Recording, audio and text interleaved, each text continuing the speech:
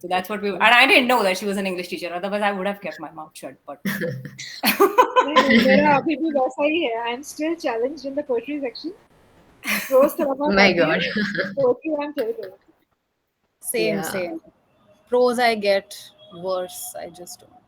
Yeah, so I guess all our speakers of the day are here. So I welcome four of you. Mr. Harshit Chauhan is here. So welcome to the oral space, everyone. Thank you. So we'll soon commence once I get the confirmation from the EBC. So give me the moment. Yeah, I think that's her confirmation.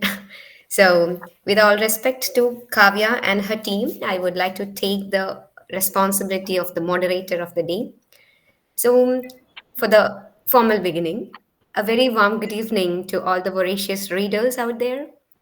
Fingers crossed, with a gulp of excitement, I would like to invite you all to this virtual talk on addressing social deficiencies through creative writing in Indian mythology, hosted by EBC, the Elegant Bookclub, an organization which has started on 2020, a promotory literary service agency converted to a book club to sustain the culture of reading among working professionals like all of us. And we started off with 10 members, which now has grown to 250 plus, inclusive of authors, publishers, and academicians. Apart from reading, the community caters to self care, filmy business, and even K pop lovers. It is more of a culture that EBC tries to establish over anything materialistic. So, the topic of the day social deficiencies in Indian mythology. When we address such a topic, the platform is quite rigid, I guess. As a common reader, I would like to know the reasons behind transforming these mythological characters that we all have in our childhood mind. So I just want to know all these answers, like from where this transformation came to your mind. So before all my queries, I would like to take this opportunity to formally invite you all for the name of EBC. I take this virtual dais, to invite Sonali Raj, who stands as a luminary figure in the realm of the Indian mythology and women's fiction. With her captivating storytelling prowess, she has breathed life into the tales of ancient India, particularly through her renowned series, The Empress of Indraprastha. Her narratives skillfully intertwine myth and imagination, offering readers a fresh perspective of legendary female characters and their untold stories. I, with all honor and due respect, invite you to this virtual space, ma'am. Thank you, Kiki. Yeah, ma'am, my pleasure. Now, I would like to take this opportunity to invite Koraldas Gupta, who emerges as a prominent figure in the realm of Indian mythology and women's fiction with her captivating series, the Sati series. With a deft hand, she weaves together the threads of ancient lore and contemporary storytelling, bringing to life the often overlooked narratives of women in Indian mythology. Through her work, she offers the readers a window into the complex lives of legendary female characters, shedding light on their struggles, triumphs, and sacrifices. With each installment of the Sati series, she not only entertains but also educates readers to explore the depths of Indian culture and mythology. I invite you, ma'am, to this virtual space and have a good talk with me. Now, I would like to take this opportunity to invite Ms. Smriti Dewan, who stands as a distinguished figure in the realm of Indian mythology and women's fiction. Renowned for her captivating novel Urmila, The Forgotten Princess, with a profound understanding of both ancient lore and contemporary storytelling, she breathes new life into the tale of Urmila, the character often overshadowed by her more celebrated counterparts in Indian mythology. Through her work, she deftly explores the nuances of Urmila's journey, offering readers a deeper insight into her character. It's my pleasure to invite you, ma'am, to this virtual space where we discuss all these. I invite you, ma'am. Last but not least, I would like to take this opportunity to invite you, Mr. Harshad, the debut writer in Indian mythology who delves into the intricate tapestry of Hindu cosmology, particularly focusing on the concept of Kali Yuga, which is surprising, the age of darkness and the discord in Hindu mythology.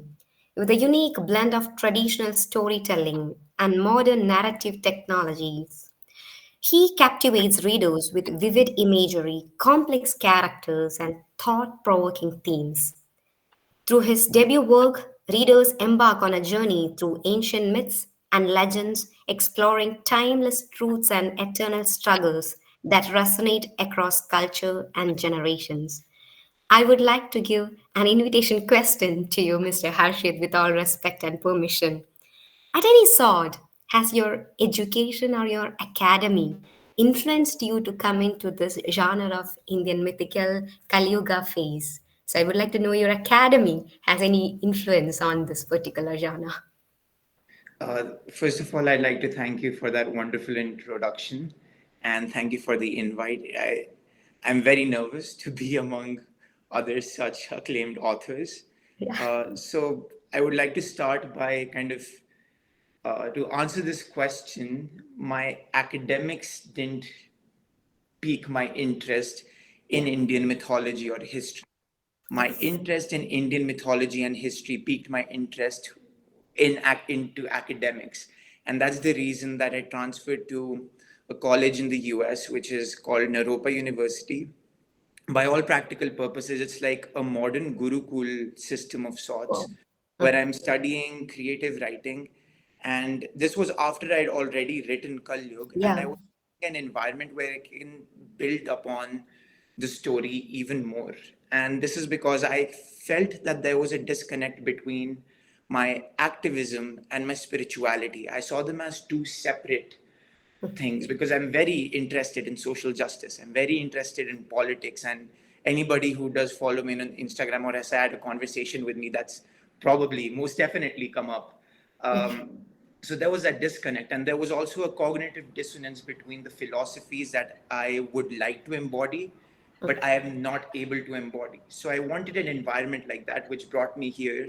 So now I'm studying creative writing with an emphasis on philosophy, spirituality, religion, politics, and this environment has really been sustaining me well. And in the last 2 semesters that I've been here, my writing has improved a lot, and a lot of my ego, I'd say, is Okay. lesser because it's very easy at the start at this age to publish something and then let that get to your head. And at the start, I felt that happening, but I'm very glad that I've taken a few steps back, reevaluated, and I'm more in touch with that spiritual side of me.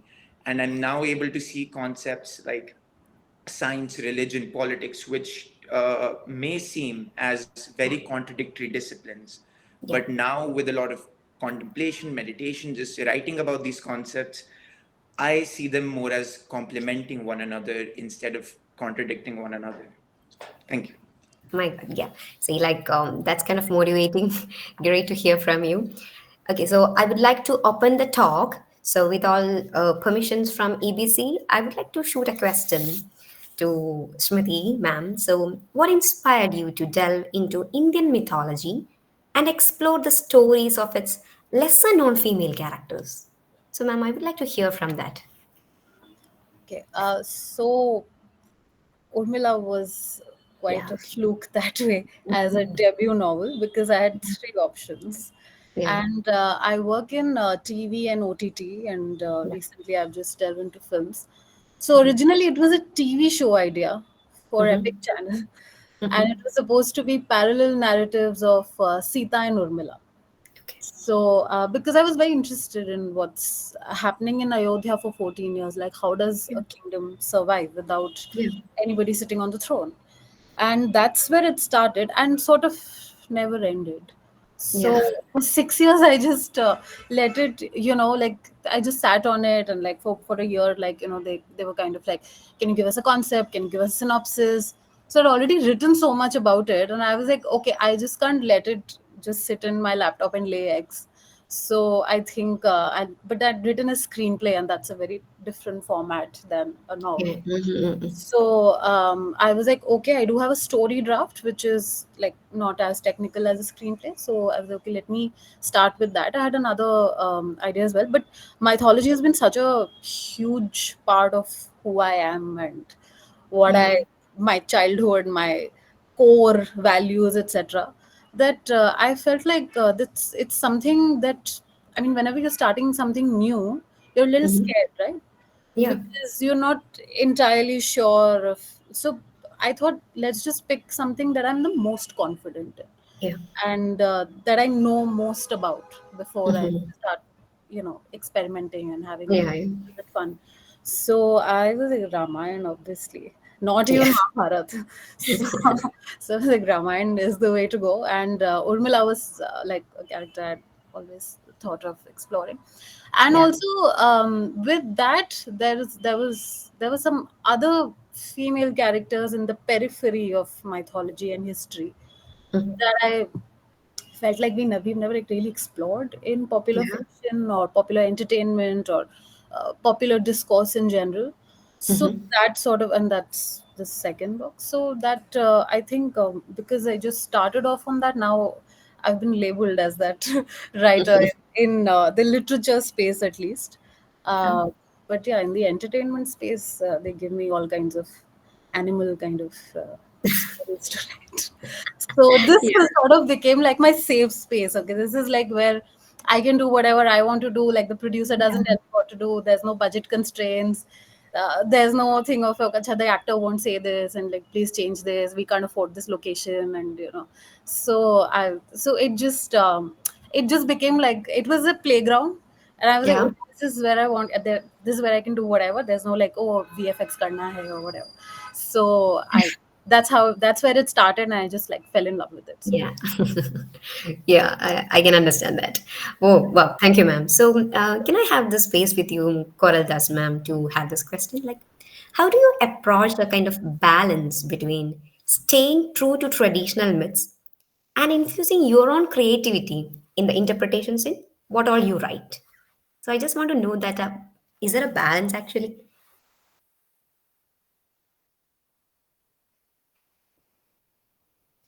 Coral, that question was for you. Yeah, yeah. Oh, okay. Okay, yeah. I'm so sorry. I thought it was for No, Sonali. no, no, So no, no, you were yeah. asking Alright. about the iteration of the That character. balance. Yeah. So I did not take my narratives too far away from the original, which I'm Yeah. considering Valmiki or Vyasa as Yeah. the original writer. And I Mm-hmm. did not take it too far away. I mean, I kept the basic storyline just the same. Mm-hmm. My idea of writing it is that I will rather stick to the popular literature and Mm-hmm. the way it appears in the original as much as I can, because that is the storyline that everybody knows. So I Yeah. do not deviate too much from there. My intervention is mostly about reading between the lines. Mm-hmm. So, for example, if you have Kunti's story, Kunti gave birth to Karna with Surya. Yeah. Now, Kunti had a boon because of which Kunti had called upon Surya and she was forced to give birth to Karna. Why didn't Surya back out? He knew that the girl was not interested. He could have backed out. Mm-hmm. So these are certain answers that I'm trying to figure. These are certain interventions that I have in the stories, trying to Yeah. understand whatever happened must have a reason on why it happened. And since I am a woman who has grown up with seeing certain things in society, at home, out there in the world, while working, not working, whatever choice I am making. So I know about certain things that will come back to the women, whatever they do or whatever they don't do. Yeah. So, interestingly, those are the simple things that I'm writing, and I got a very interesting feedback on the stories that I write. So, my stories are often called feminist retelling of mythology. Thank you. Yeah. But I didn't attempt to write write a feminist storytelling. I just wrote a woman's voice. I mean, the stories are being narrated by the titular women themselves. So, of course, when we are in touch with a woman, she's around us. We hear her talking, and probably some of us also look at her face and understand what is going on inside. But many of the times, women choose their battles and keep certain things to themselves, even if they're very, very upset about it. So when the stories are coming out through the voices of the women, we are getting to show what they are thinking and how they are reacting along with what they are saying. So a lot of people say that the way they are thinking, it's so wonderful, really feminist. So I was like, okay, if women think they're feminist, I take your point, hands down. Yes. Yeah, yeah, I get you, ma'am, and I totally agree with that thing. So thank you so much for that. So now my question is to you, ma'am. Sonali, ma'am. So what challenges actually do you encounter while researching and crafting narratives based on Indian mythology? So basically, you people as writers will make a research on the mythology, right? So is there any challenge that you face while you research this mythology? So for me, when I was writing on Draupadi, Yeah, personally for me, the biggest challenge is being away from India. yeah, And the internet is a vast resource. yeah. So my storyline has been based partly on the Bhandarkar Oriental Research Institute has volumes of all the ancient epics. It's in Pune, Oh, and they have a lot of these epics. It's a library, yeah. and it's a great resource for anybody who wishes to read about the ancient texts. Mhm. So मेरे लिए it was a challenge to actually get the authentic material, but then there is so much available on the internet, so it was not. I mean, I was able to do the research. Mhm. I did read some of the original texts, which stayed true to the Vyas version, but then I also looked at other texts and other sources which give a slightly different spin to the original story. Yeah, And the reason I did that was easiest for me to do because of the nature of my work. Like we, as a scientist, I typically synthesize all the available literature, and then we have to come up with our own research questions and yeah, research projects, yeah, right? So that's having done that for 30 plus years. That's what was easier for me, and that's what I stuck to doing. yeah. Read parts of the original. So the Bori CE version is in Sanskrit, and that's available on the internet. Okay. And a simple Google Translate will translate most of the verses into English. It's not always ideal, but you can. I do have a little bit of. If you have a background in Hindi, if you can read Devanagari, you can kind of get the gist of what the text is saying. Okay. Yeah. Plus, most of us already know the story, so it's not Mm. like really that complicated to comprehend. So, I mean, I did use some of the original material, but then again, I wanted to not just stick to repeating what Vyas has done or what. Yeah. There are so many versions of Draupadi's story, Yeah. but at the same time, I wanted to infuse some creativity, put in my own version of it. So, yeah, it is a challenge. Mhm. But it's not in this day and age of information, it's not something that is overly difficult to overcome, I would say. Yeah, yeah, I get it. Like, ma'am, I would like to add a personal question there. Like you mentioned, chemistry professor. So, I, being an English teacher, found it very challenging to teach science students about literature. They'll keep on asking why, what, when, and all. But this is surprising, a chemistry professor into Indian mythology. So, what is that contradiction? So it was exactly I was laughing. It was exactly what you said. It was always the why, Yeah. which is what we do in science. Like, why is this happening? Why is it the way this is? Yes. So for me, when I was reading about Draupadi's story and the different versions that I read about it, I was like, okay, why is this happening? So just to give you a quick example, in the original Vyas version, right, Mhm. she is shown as a Virya Shulka. Yeah. Like she's supposed to be a trophy who's to be won, and Karn is a participant in the Swayamvar, and he fails to pierce the eye of the fish. That's the original. Now, if you look at the B.R. Chopra's Mahabharata or so many other versions of the Mahabharata that are out there, they Yeah. show that she prevented him from participating in the Swayamvar. Yeah.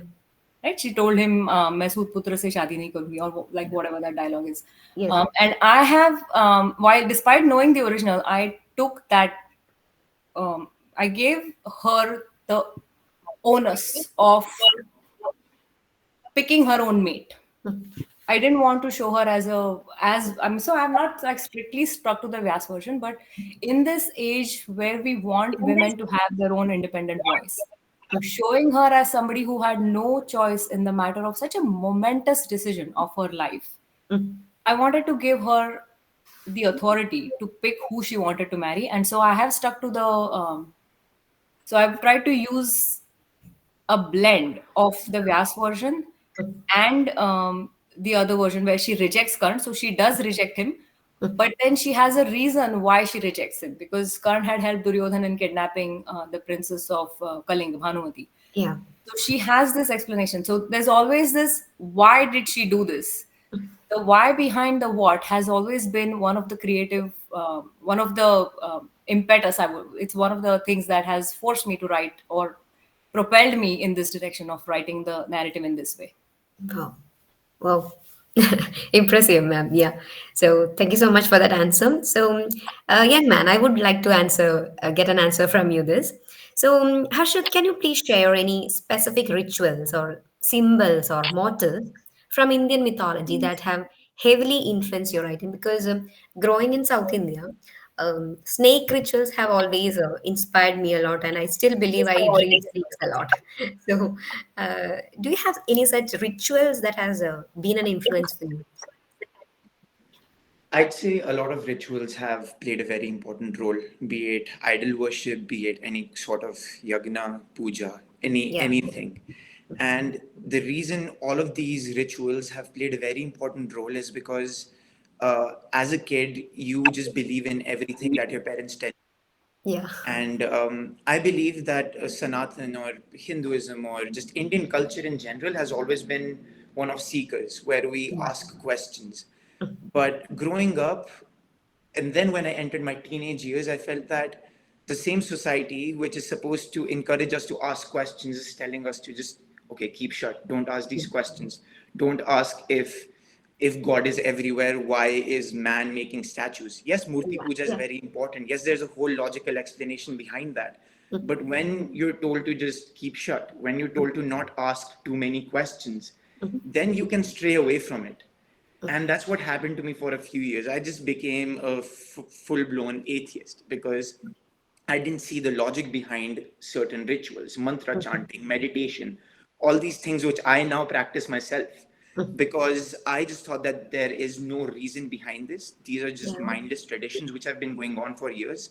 And whenever I would ask questions to society in school or family or anywhere else, all I would get in response is, you shouldn't be talking about this.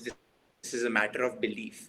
And I feel like we should be questioning each and every single thing. The Gita itself starts with Arjun questioning Krishna on the battlefield, which is why it is very important to keep seeking answers. Yes. And even though I was still an atheist, I wanted to explore these concepts.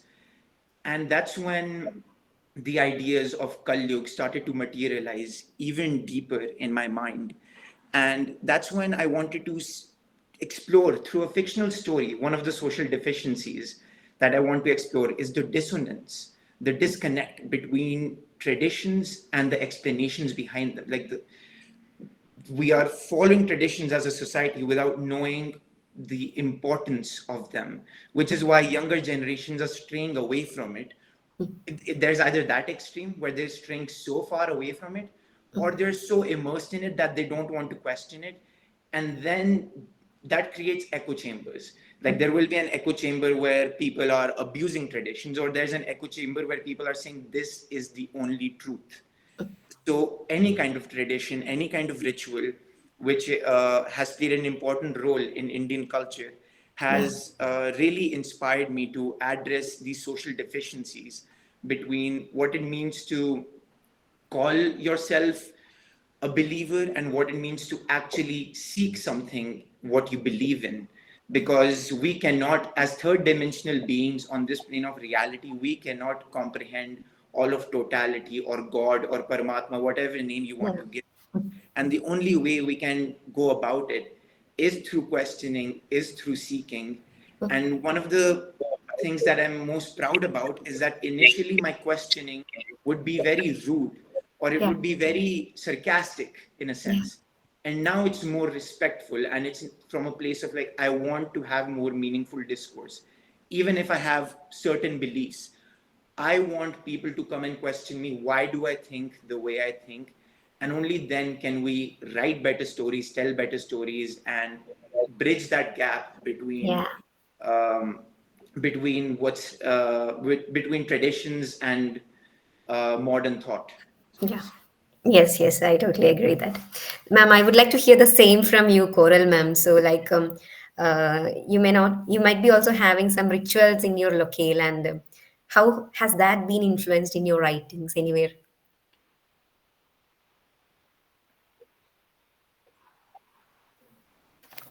Harshit has given a wonderful answer to the question already, Yeah. and I'm not Insight. repeating what he has already said. No. But I have come from Bengal, and Yeah. there the idea of Devi as the one you worship is very, very strong.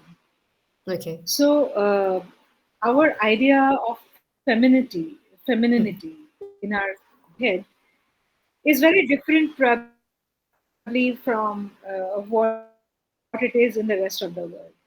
Now, when we go for Devi, there is also probably you would know that we worship Durga. We also worship Kali, and along with Kali comes the Tantra, which is a grossly misunderstood ritual which leads you towards black magic, which will harm you if you are, which tries to basically scare you. Uh, but it was not meant to be that. It was meant to be something very different, something very beautiful. Anyway, uh, our rituals are far more flexible for Bengalis. You Uh-huh. would probably know that we have non-veg during our Durga Puja and we celebrate having it. Uh, we are far more flexible in the way we worship. For us, it is more cultural, it is more celebratory Mhm. than very rigidly following each and everything. And I have grown up with that, and I have been very, very chilled out about that. And just like Harshit said, I have also gone through different phases of should I believe, should I not believe, what is God, uh, whether humans created God or God created humans, all these phases having traversed. What I land to right now is your God is very personal. It is not about religion. Mhm. And your God is a lot about how you treat yourself and your world. It cannot be, we have, I mean, some belief that is very, very common for all of us is that God is far more kinder, far more powerful, far more giving. And that power, I mean, power doesn't mean the power to kill. Power means the power to give, the power to forgive, the power to accept. So God is higher up than all of us. So by keeping a particular lamp in the right, which was supposed to have been kept in the left, God getting angry and cursing, come on, that's a sham. We have been told all those things to us, Yeah. probably to instill some bit of fear. And the ritual that I really followed was that of reading. I have read many versions of Ramayana and Mahabharata during my holidays. That was my only ritual that I followed very religiously. And uh, I grew up in a very nuclear family, though my external family was very much located around. My home was about me, my parents, and my parents were both working. So I got a lot of time alone and a lot of time to think. So I read and thought, and I read again and thought again. So that ritual probably made me who I am. Okay. Yeah, sounds it's very clear now. Like rituals always sometimes appears as a nightmare, sometimes motivates us. So I still remember that I used to hide myself when in South India we have festivals, and my place it is Trishur. It is very famous for festivals like Puram we say in Malayalam. So this time we'll have this Pudam, which is a demon who comes and approaches home. So I still have a vague memory of watching that phase because it is very cruel. So I believe that if I see that, sure, that nightmare will be that Pudan in the mind. So rituals has kind of haunted me, kind of. So I can relate this rituals to my childhood also. So now, can I ask this to you, Miss Smriti? Like, why not other imaginary characters? Like, why Urmila? Like, you gave me the idea why it was, but I wanted to know why not any other imaginary characters, or why can't you bring a character of your own? But you focused on a character who is already existing in the reader's mind already. Wasn't that challenging also? So, in the realm of mythology, are you asking that? Yeah. Yes, yes, true. Okay, so within Ramayana by Urmila. Yeah, why Urmila? Okay, so I needed a female perspective, like Yeah, Coral ma'am mentioned. Anything yeah, female is labeled as feminist. So it could just be a female perspective. Not all females have a feminist perspective or even a yeah. feminine perspective. Mhm. So I needed one female character Mhm. who wasn't Sita, because Okay. Sita is a goddess, right? Mhm. And I've read, of course, like one has read several versions of Ramayana from Sita's Yeah. perspective also. And every time I read them, I was always left with a sense of immense dissatisfaction. And that is not that is nothing to do with the writer or the author or whoever the creator of that narrative is. It's just to do with who Sita is, right? She is a goddess. Mhm. She was never born out of a womb. She was found in the earth, right? Yeah. So I needed a somebody who's more human, somebody who's more relatable. Some a woman like you and I would question a lot of things that we wouldn't expect a Sita to question in the same setting. Yeah. And I mean, from my professional background, I've always been made to be extremely aware of who I am writing for. Of course, I'm Mhm. writing for myself as well, like 90% of it is that. But if it is not relatable to, who I'm trying to get to, then it doesn't, what's the point? Mhm. So I was very aware that whoever's picking up my book, male, female, whoever, is a citizen of the modern world who Mhm. needs to understand, who would question, okay, why not this, why that, like, there's so many instances in Ramayana for that matter. Yeah. So like, for example, like a very small example, is that all the four sisters, Sita, Urmila, and the two Yeah. other sisters, Mandavi and Shrutikirti, they all belong to Videha, right? The kingdom of Videha, Mithila, and Sankasha. Yeah. Nobody, and all four are married to all the four brothers. Okay. There is no evidence that there's a brother of the sisters involved. There's no male heir. Mm. But we have never ever asked the question as to, after these women are leaving, who Yeah. is to run there, who's to take over the throne there. Mhm. So then that was a very big gap in the story, and no version has ever addressed that. So I was like, okay, why not make the daughters the heir to the throne? So Mm. Urmila is the heir to her father's throne, and Mandavi is the heir to her father's throne, who's Urmila's uncle, Chacha. Mm. So, and then I was questioned a lot on that as well. Oh, it's too feminist. But how is it feminist? Like, nobody's addressed this. It's a practical issue, right? Even if it was there, and even if, let's say that over the years, over these many thousands of years, that information was sort of bypassed. Yeah. Uh, because we are so in the modern world, we are so the biggest example that we have of Ramayana is the Doordarshan Ramayana. Yeah. We're Yes. not even accepting of any other form, right? So forget Valmiki. Doordarshan Ramayana is our standard. Yes, the image. Yes. Okay, is what we compare to. So why Yeah. so why aren't we asking? So, and from there, of course, a lot of other plot points begin. So to answer your question, why just Urmila? And Yeah. because I needed a female. I needed B, somebody who was in Ayodhya taking care of things. See if she is abandoning her own throne to take care of somebody else's kingdom. Like Yeah. 14 years, she'd be taking care of Ayodhya, and then Ram comes and then takes over just to fulfill a promise to her husband. So that, and all of these things, and she's not Sita. She isn't. She's very questioning. She's questioning everything. She's questioning Yeah. every ritual. She's even questioning marriage. Why do I need to get married if I can just do my job? Because she is not giving. Like, she's concerned about herself Yeah. and the people that she loves the most. She does not care about the world. Like, she's not that.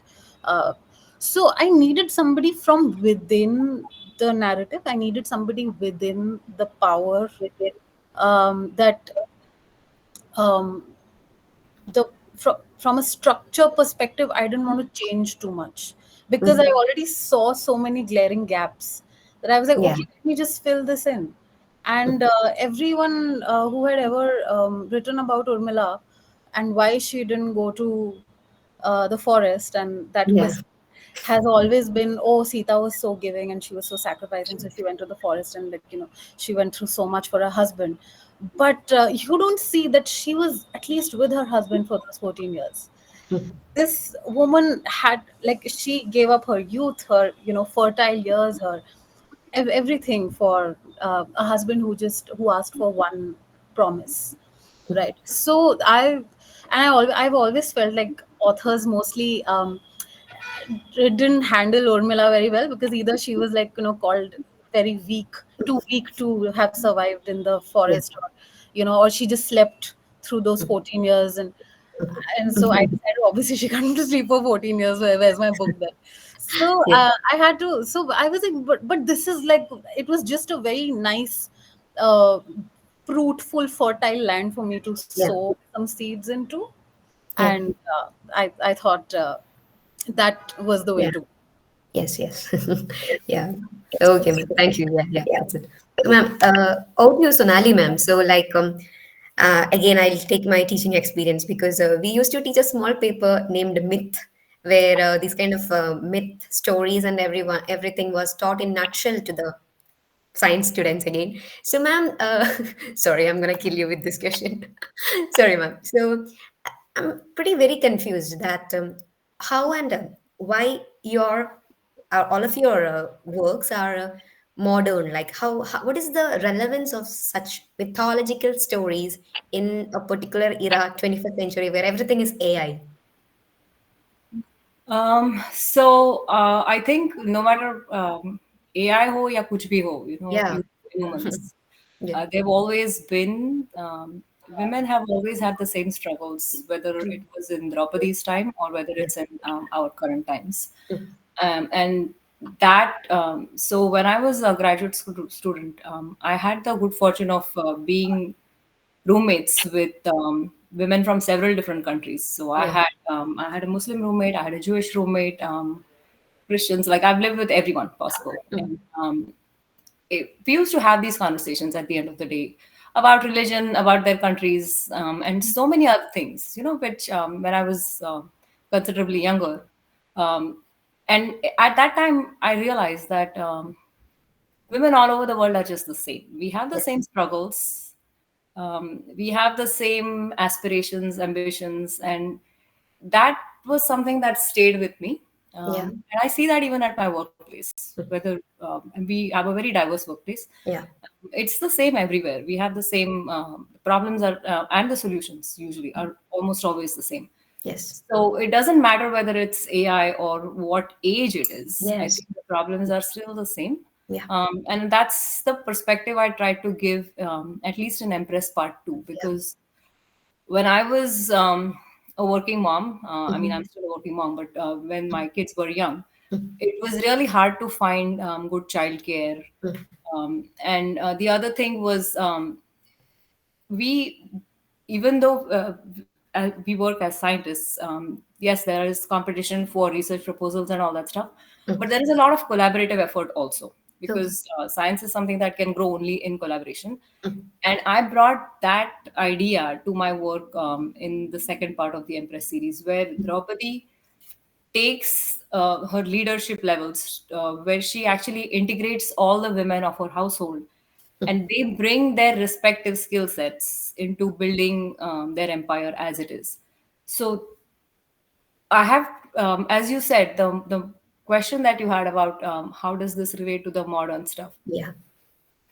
It's the same. I mean, so Draupadi was a working mom, right? She had an empire to raise, and she had all these other women in her household. So it was the most logical thing to do to have her find daycare facilities for all the other immigrants who were coming into Indraprasth as it was being built, or to have all the other queens participate in whatever way they could to help build the empire, because we have heard so many stories about the brothers, Yes. but not much has been said about and going off of what Coral and Smriti said, Yeah. um, a feminine narrative is not necessarily a feminist narrative. हर एक का perspective है. You know, there are a lot of people who question, okay, why is this word like this, or why can't people just stick to the Vyas version? Why do you have to have like this masala, whatever people add? The myths should be left untouched and all that. But the beauty of the myths is that the beauty of the stories is that they are timeless. Yes. So age doesn't matter. It's just what we see and what we try to get out of the books or of our epics. Yeah. And I think the message is very universal, that do good as much as you can. अगर अच्छा नहीं कर सकते हो तो बुरा नहीं करो. I think that is the central message of every story that I have read and of every storyteller that I have read. So all like we have Coral here, Smriti and Harshit, like everything that they have said, I completely agree with all of that. Yeah. And stories are timeless, essentially. Yes, yes, yes. It stays forever, I believe. Yeah. Yeah. So I think womanhood somewhere I believe it's a loop. Correct me if I'm wrong. So before my marriage, I have never dreamt that I'll be running a home. I'll be waking up to just to make a breakfast so that my husband has to leave to office. I thought that no, I'm not gonna work for that. It's just shit for me. But my mother used to say, "You will learn things one day." But now I realized just before the session, I had to clean my kitchen because I can get back to my kitchen sharp on time. So, like, I believe womanhood is a loop. Like, it takes generations, and as you, ma'am, you mentioned, it's forever, like the stories. So, yeah. Okay, so I would like to shoot this question to Harshit. So, I'm sorry if I am targeting on your age. So, in that young age, why Kali Yuga? Like it is a what we fear from our childhood, like okay, the earth is gonna end and all. So I'm taking two part of that question, your age and why Kali Yuga. So ever since I was a kid, I think I've been captivated by dark Yeah. literature or dark stories. One of my favorite childhood movies is Okay. Lion King, which within 30 minutes into the movie, Mufasa dies and Simba grows up and now he's avenging his Yeah. father. So such stories have always captivated me. I've just been drawn towards them. But the concept of Kalyug in general and the concept of Kalki, that the myth or the story or the Yeah. belief that Kalki will incarnate on this earth to save us, that has also appealed to me a lot because I feel, and this might just be my perception and my opinion, that we are headed towards a dystopian age as a world, like be it globally, global politics right now. It's at a very high, like there's a lot of high tension. And living here in the US right now, I can feel it. And talking to other people, it's very visible. Or, for instance, this year, 2024, both for India and for the US, these elections, no matter what political ideology one has, so many people are very politically activated and have a voice and are wanting to talk about things. And Yeah. there's just a lot of things which are going wrong. And possibly, again, this might be the bias of my young age, that Yeah. because I've not seen things before, that's why now that I'm growing up and I've matured now, I'm focusing more on the now and what's happening now. But Yeah. to just keep the answer very short, Yeah. the concept of Kalki Avatar, I wanted to talk about this because I feel like right now, social deficiency, talking Yeah. about the social deficiencies, one of the social deficiency that India or globally we go through right now Yeah. is that people who believe themselves to be religious or spiritual automatically think that they get a free pass. That now we are pure and holy and we are dharma yodhas or whatever else that may be. And Ravan, Bhagwan Shiv's Param Bhakt, one of the biggest villains in Indian history, he used to meditate and meditate deeply. Yeah. He used to claim to be this biggest bhakt, and he was. Yeah. But he's also one of the biggest villains. And a lot of examples in Indian history or mythology of asurs asking boons from devas after a lot of penance and meditation, they had that spirituality within them. But Ravan is the prime example of a spiritual narcissist, of somebody who is using their spirituality for wrong or using religion or the name of God to do adharm. And even though he was Bhagwan Shiv's Param Bhakt, Bhagwan Shiv himself incarnated in the form of Hanuman and Yeah. burnt his own devotees Lanka. So, that's just an example that no matter what kind of a devotee you are, if the philosophy does not align with the action, God himself or herself will incarnate in a mortal form to put an end to such a devotee. So I kind of wanted to address that through the story of Kalki. Like, who would Kalki target? Would it be non-believers or would it be people pretending to be devotees of God, but being the biggest adharmis in the guise of being devotees of God? Wow. True. Wow. Okay. Thank you so much for that inspiring answer. And it has been always a question like living outside India, in that chain again. I recently saw a Netflix series, and I'm pretty surprised at how people outside India is getting inspired by Indian mythology and how they are bringing short series like with our concept. So there is a similar short series happening in Netflix, the three body. I forgot the name actually completely, but I can correctly relate this same theme that they are expecting, human beings are expecting a new Lord to come and help us. So, yeah, see, the thing is reversing to outside our country, and people like us are still holding our myth and our custom in different spheres of world, and I feel so proud of it.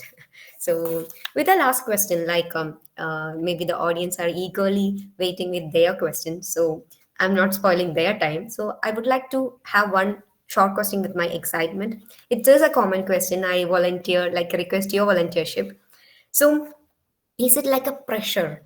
Like you people are, I believe that people are having a pressure of responsibility that you are transforming and you are bringing a character which is already in the mind of the readers whom they worship for a lot of years. So for me, Shiva was a great figure until I read Shiva trilogy. So after reading, he's like a okay Django, like a man who goes wild, who has all these drugs and weed and all, who lives a layman. But earlier I had a picture of an elite Shiva, but later I had a picture of a common man Shiva. So I precise my question: are you people under a pressure that the readers are transforming the images that they already had in their mind? So do you people have any such pressure that you are responsible to create a new picture for the readers? Did my question embarrass you people or Ma'am, Puru, you're you're muted. yeah, ma'am. Am I audible now? Yes, ma'am. You are. I wouldn't call it pressure. I would call it an Yeah. excitement Yeah. because I do feel that there's a lot of misunderstanding in the way we Yes. have seen mythology, in the Mm, way we have been fed mythology, and mm, those stories had come to us from very trusted sources, our parents, our teachers, our grandparents, primarily mm. as children.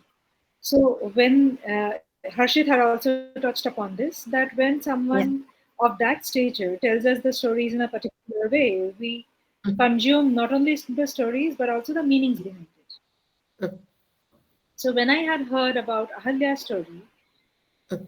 the meaning that I derived from that story was that if something wrong happens to a woman, whether or not the woman is at fault, she will be punished. Yeah. And we have grown up with that kind of conditioning. And it took a lot to shed that conditioning and look at the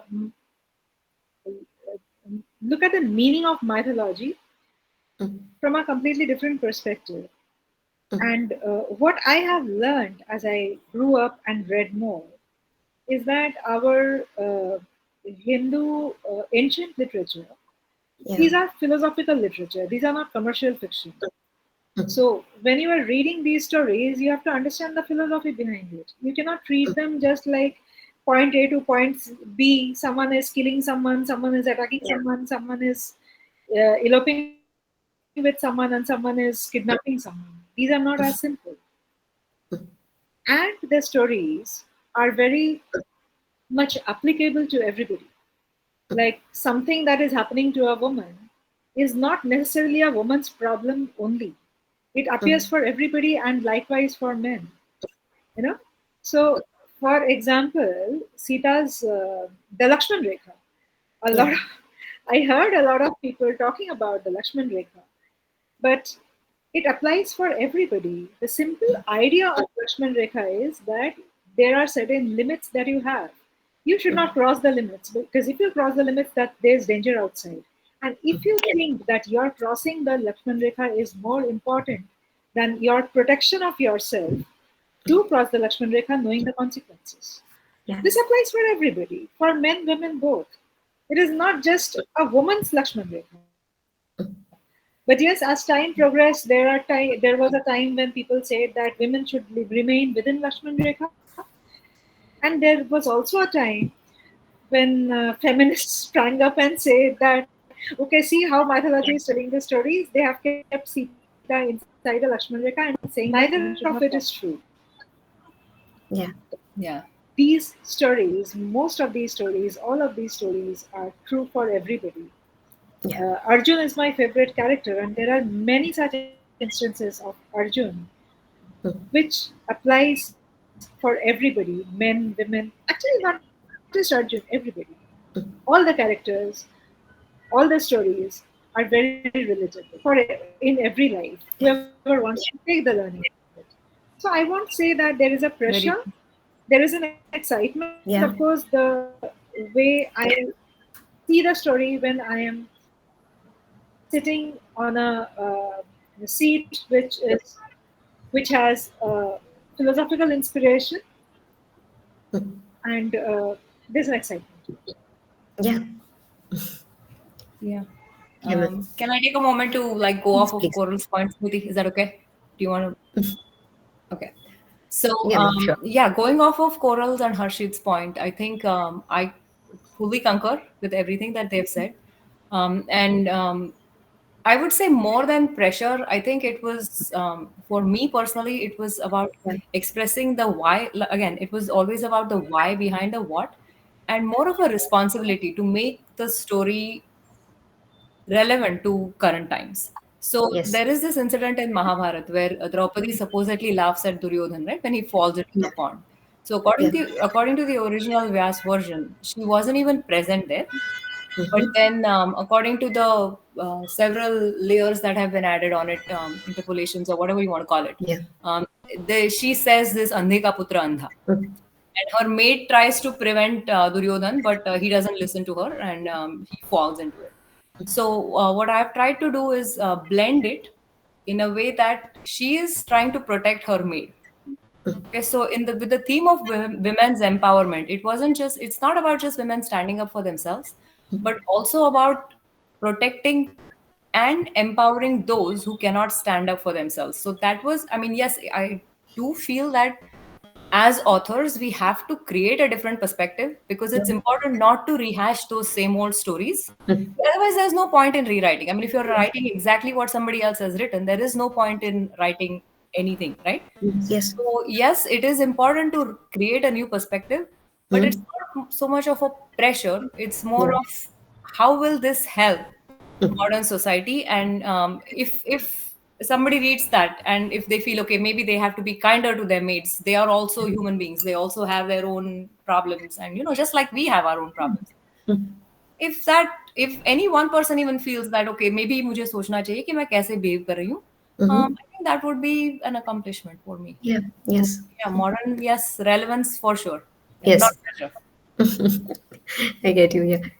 I'd Yeah. also like I would like to oh take sorry. like just. Yeah. I'm really sorry if you want to go No, ahead. no, No, no, no. please. Okay. Okay, so I agree with both the authors completely, and I Yeah. feel like we have an exciting opportunity to present alternate versions of divinity or God. And Yeah. you yourself gave the example of Bhagwan Shiva and how you had Yeah. an image of him as a layman who smokes weed Mm. because of Amish Tripachi's Shiva True. trilogy. And I don't think there's anything wrong with that because Yeah. Shiva is within the devotee who is an aghori, who is Mm. putting ashes on his flesh and Yes. engaging in all kinds of activities. Shiva is also the biggest devotee, Shiva is also the biggest sinner. There is Yeah. nothing else Yes. but Shiva. There is nothing else but Madhava or Krishna or Mm. the divine feminine. This is all that there is anyway. We are just channels trying to give alternate perspectives, and anybody who may feel that it's problematic to give alternate perspectives, there is only one source, and whatever that one source may be, again, God, Paramatma, or whatever Yeah. other name we want to give it, that Yeah. source already in the form of Maya is taking infinite forms. the Yeah. the grand storyteller Mm. is already taking different variations. We are all the same variation of that same energy. So it Yes. is completely fine by that perspective to take any kind of or provide any kind of alternate perspective of any of the mythological characters that we've just talked about. Yeah. Smriti, if you can add Yeah. yours. So, to your question being like, because people have this perspective already, and it's whether not to offend anyone. So, in my opinion, there is religion, Yeah. and then there's mythology, and Mm. then there's faith, and Mm. then there's knowledge. Yes. All these four things exist in separate layers, in separate worlds, Mm. compartments. Yeah. Faith and religion, faith and mythology, religion and mythology, knowledge and mythology. Mm. All of these combinations sort of, open up very new vistas and like a new ways of seeing things. Yeah. Also been asked this question: are you an atheist? Do you believe? Do you not believe? Do you believe in Ram or Mila, Sita, all of these people? Do you worship? Mm. Now, with all immense respect to the people who worship, and of course, mythology comes into the realm where you're talking about gods. Not in my particular narrative, but of course, a Mm. lot of people who are here. Yes. Um, a lot of times you will come across that. Now, as a storyteller, Mm. you have your responsibility to take a character and be Mm. very true to that character. Mm. It could be Shiva in Shiva is Shiva, but then there Mm. is a Shiva that exists in your book, in your story. Yes. Mm. So as a storyteller, you have to be. I feel that my first responsibility is to for this character that I created to be very true to this character and where the story is going to take him or her. Yeah. Now, in the same space, I Mm. wouldn't want to be disrespectful unnecessarily. Yeah. I would like to highlight unnecessarily. I Unnecessarily. wouldn't Yeah. want to create drama where drama doesn't belong. Mm-hmm. So so things that I would still want to question, but still things Yeah. that do things that are plausible in the same space. So Urmila did have an abortion in my story, and there Yeah. was a lot of back and forth with the publisher. No, no, no, why? Mm-hmm. Now I know for sure I could not give it to Sita. Yeah. I knew it because, and I wouldn't want to either because it didn't make sense there. Yeah. In that, because in that my character for that didn't make sense. The space that she was in didn't make sense. But then the depiction of Ram again, also in feminine narratives, Mm. gets very negative, Yeah. right? Because we go so much into like, oh my god, why did he do this to his wife and everything. But at the same time, we also need to see, which I really wanted to, like, while I was writing, I realized was that this person is also a statesman Mm. and a future king, Yeah. and he has that responsibility to be Maryada Purushottam because he wants to lead by example. Now, as a king, the plans and everything that he has, even Urmila, who is also a future queen, monarch, gets extremely sort of razzled by the fact that he's making such big claims, and Yeah. he's decided to be this perfect, this ideal of a man. She knows that she won't be able to do that, because you will make mistakes as a politician. And if you look at politicians in our lives also, how many of them do have end of it, he's a very Yeah. sad, pathetic, tragic character himself, right? So my question was that a lot of people, when they started reading, came with the whole thing of like, you're being too harsh, you're being too harsh. But by the time they reached the end, and I kept telling readers, kept telling the publishers as well, that if anybody has an issue, let them come and talk to me. Because, like, if in these sessions, of course, like, not of course, the book is a very one-sided narrative. So because I wouldn't do any, if it doesn't make sense in that universe, I wouldn't do it. And you know what, Kirti, the ones Yeah. who know their mythology, the readers, people Mm. in our lives in general, they know where you've gone too far. They are Yeah. actually not even the ones to be asked to be starting this discourse, or to be getting offended either, because Yes. they have also read a lot, they have also heard a lot, they've also, like, sort of been in that space. So I think whenever these questions are asked, they're very half baked thoughts Yes. itself. Yes. So yeah, that being, I think some there's, yeah, question here. Yeah. I think we get some questions from our listeners. Like, Kavya, I can address these questions, right? Shrestha here has posted a question like, I really want to put a very rookie question out there. While writing about Indian mythology, there are several versions of the same story that circles about in different regions of India. So there are huge chances of offending a certain section of people. How easy or difficult is it to get past that and tell your story? Is there any way to impress everyone, or there will always be this challenge? Can I go ahead with that one? Please, please This shoot. is something I think about on a daily basis, and I think again this comes back to the topic of social deficiency Yeah, true. between writing, like with writing itself. Because what I feel like in this space or any kind of talent oriented space, a lot of artists are trying to put themselves out there to impress others. There is nothing Yes. wrong with impressing others, but with the intent to impress alone, that's wrong. And I think before impressing others, the goal should be express yourself. And Yes. if you're authentically expressing yourself, because we are a population of 8 billion people, not everybody is going to agree with you. And the rest of this answer, I'm going to steal this from Anand Neelkantan sir. I asked him this at an author session as well. And instantly he responded with a smile, don't listen to your WhatsApp uncles. Okay. And this made a lot of sense to me, because those WhatsApp uncles themselves do not have a lot of knowledge. And as Smriti ma'am said, somebody who actually does have some kind of knowledge or has read such things, they know when you've gone too far. Yeah. Otherwise, right now, in the kind of environment that we're living in, it's very easy to get offended by anything or any representation.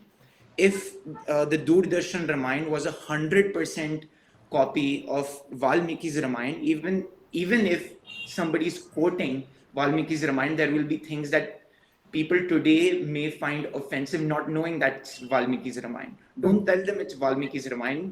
Just extract a quote from there, and they'll say that okay, you're alternating the story or you're making a mess out of it. And that's because a lot of people who are getting offended don't know the source themselves, Yeah. which is why it's, yes, there initially was that fear, which is why I was not talking about the activist side of my story. or the socio-political messages hidden within the layers of fiction.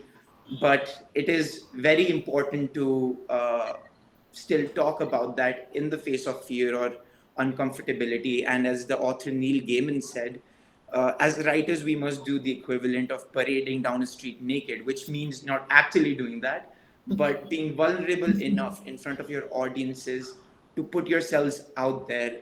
And not everybody is going to agree with you, and that's completely okay. Yeah, I think the question was clearly said, and Shrishta, I hope you are happy. Do anybody want to address the same question? Yeah, I'd like to add, since she mentioned versions. So what happens is now, Shresha, is when you have these many versions, like especially the more popular versions of what we call itihas in Hindi, Yeah. which is our Mahabharata and Ramayana mostly.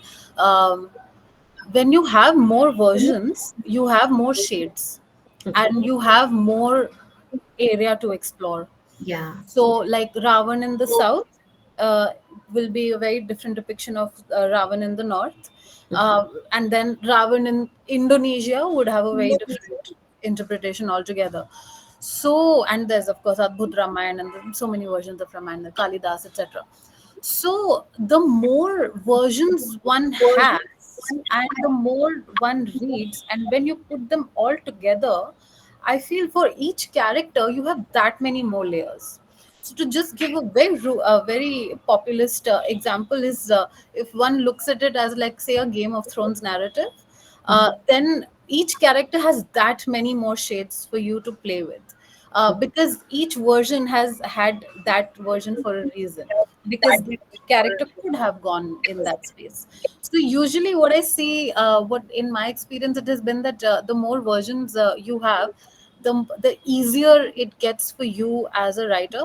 But yeah, again, to if something is offensive, then that is the prerogative of the writer, and I think each individual writer here takes a very different path and has a very different belief as to how much they would want to push the envelope.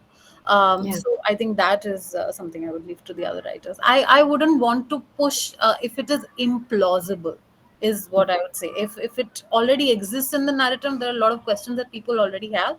I would definitely would want to address that first. Yeah. Yeah, I get it. Any other additions, ma'am?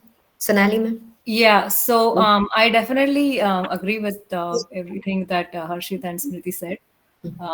There are certain limits that, I mean, you want to be able to tell your story without worrying about offending anyone. And especially nowadays, it's like whatever happens, people will get offended. You Yeah. sneeze the wrong way. There is no way to please everyone.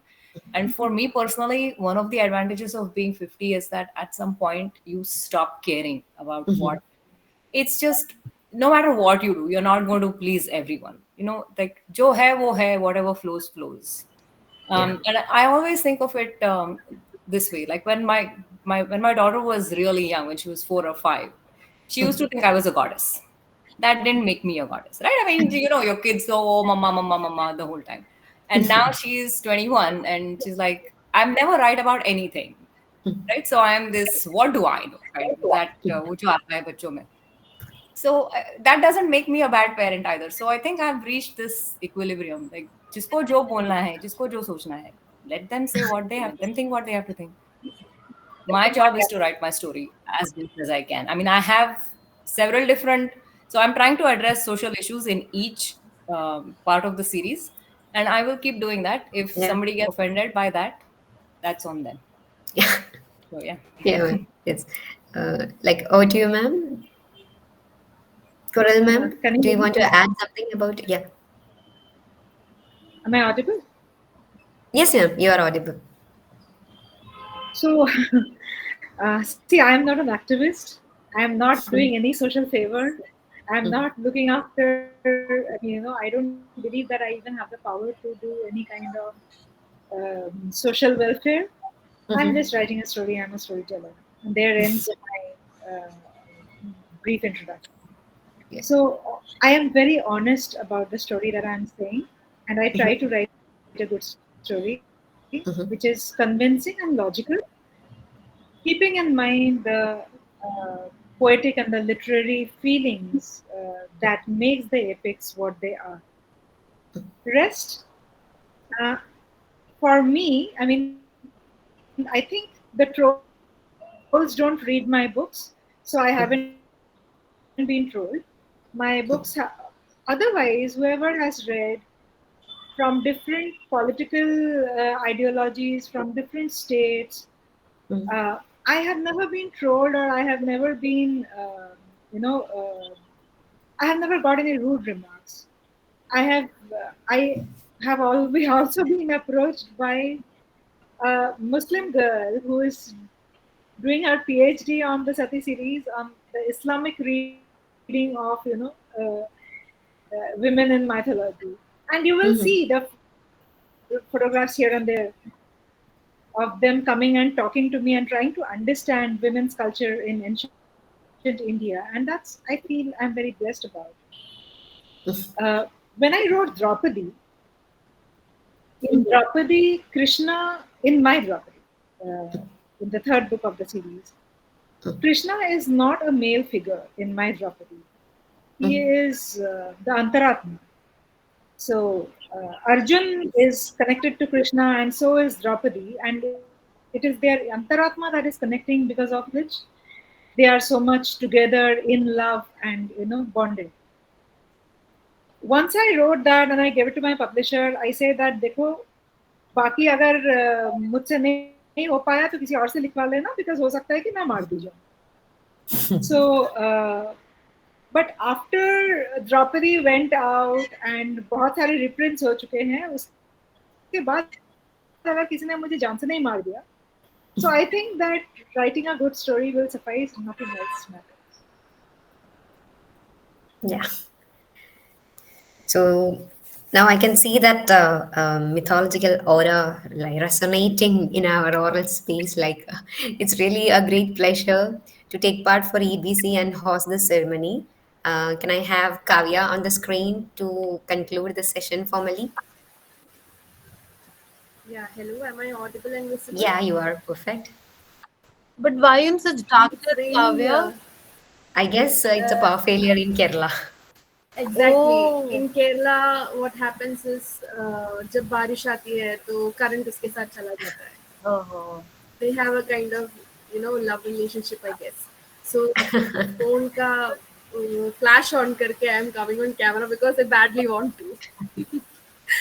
So yeah, I'm like to be honest, it's been a task. Sorry, hello. Before you conclude, let me tell you something. Yeah, sure, man.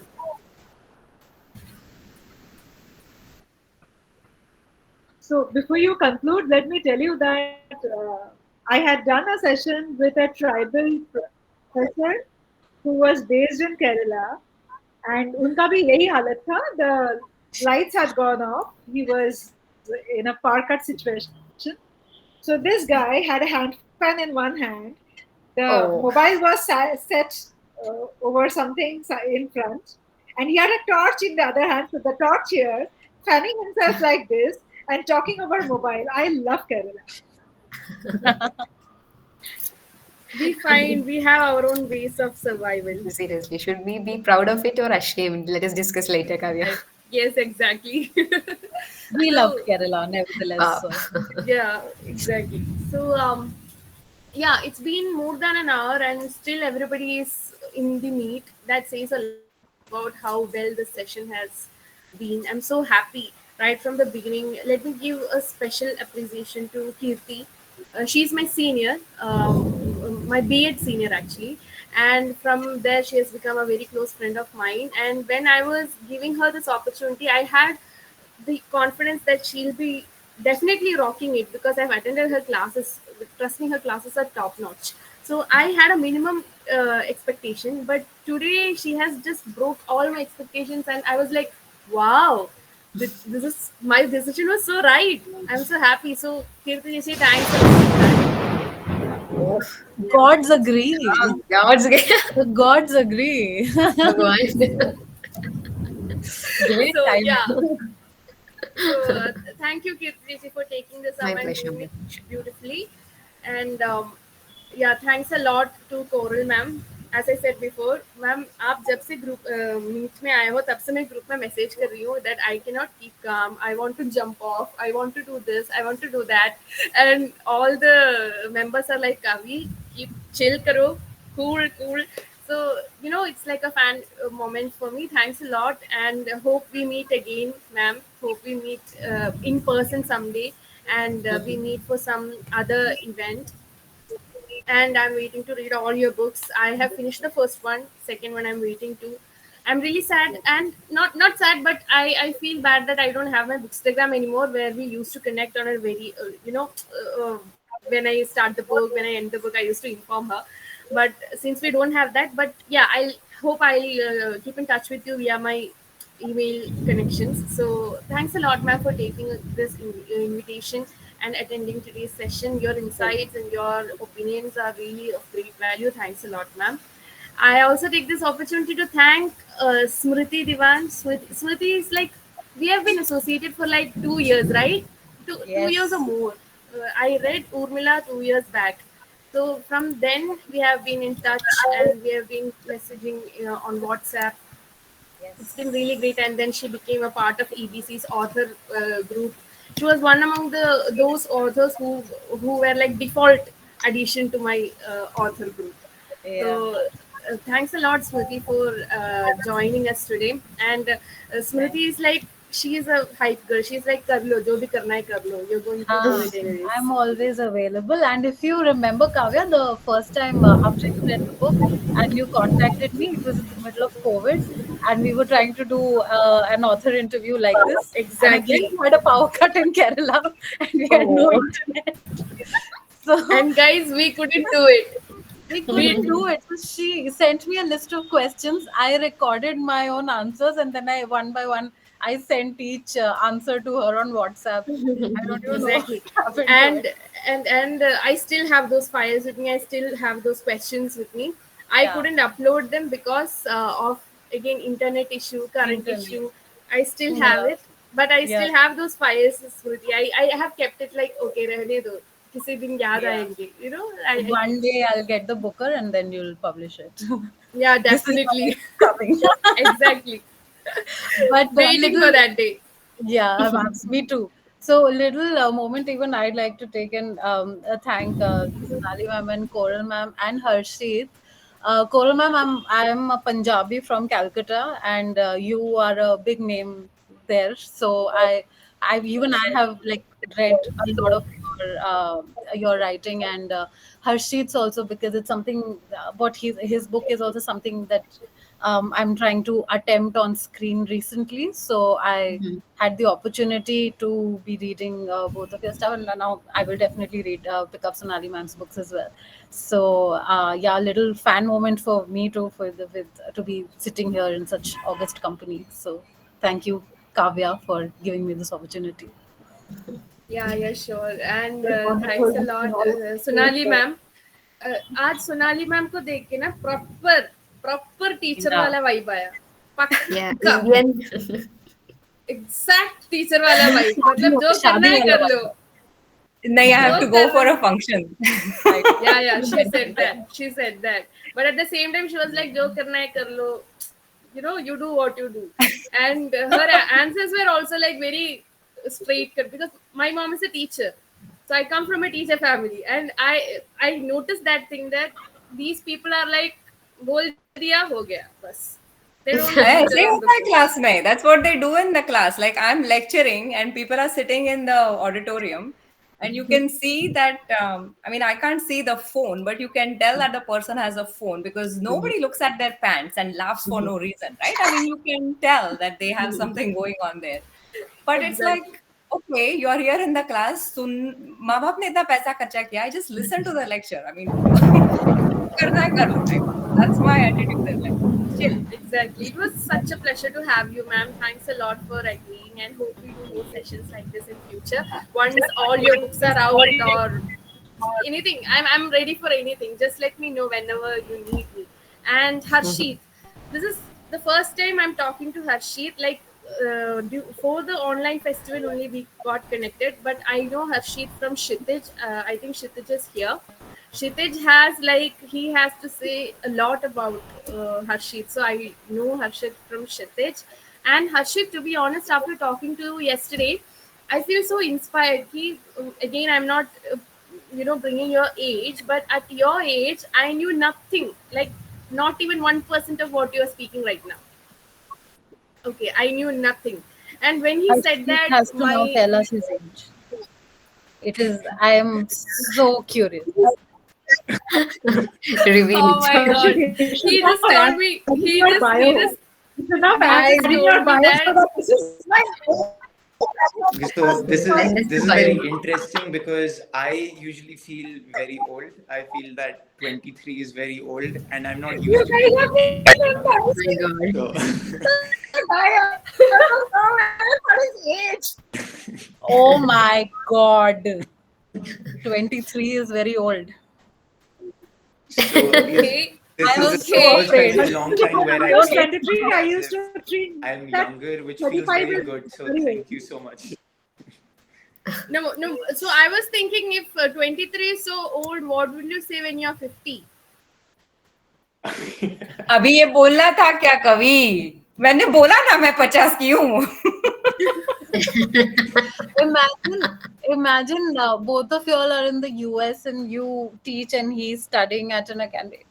Y'all might just end up in the same classroom and he might be the one 100%. looking at his mobile phone and smiling. Yeah, he can be that one. Exactly. Which is plausible. Pretty much. But So great yeah, going, Harpreet. Great going. exactly. Seriously.